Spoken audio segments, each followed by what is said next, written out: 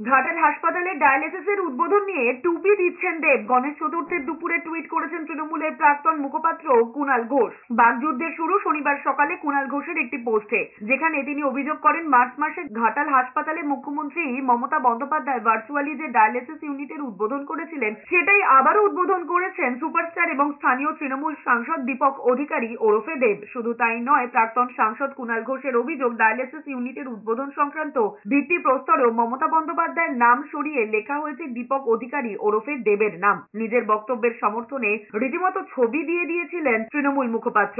আর এরপরেই পাল্টা দেন দেব, জানিয়ে দেন তথ্য যাচাই করে কিছু বলা উচিত কুণাল ঘোষের। এতে কার্যত ঘৃতাহুতি পড়ে। অল্প কিছুক্ষণের মধ্যেই কুণাল ঘোষ সোশ্যাল মিডিয়ায় প্রশ্ন তোলেন অনুপ্রাণিত আর উদ্বোধক শব্দের অর্থ নিয়ে। একই সঙ্গে বাংলায় বহু ব্যবহৃত কাউকে বোকা বানানোর একটি চালু শব্দ সোশ্যাল মিডিয়ায় সুপারস্টার দেবকে উদ্দেশ্য করে লিখেছেন কুণাল ঘোষ। একই সঙ্গে জানিয়ে দিয়েছেন এসব জিনিস ফিল্মে অর্থাৎ সিনেমায় হয়, বাস্তবে হয় না।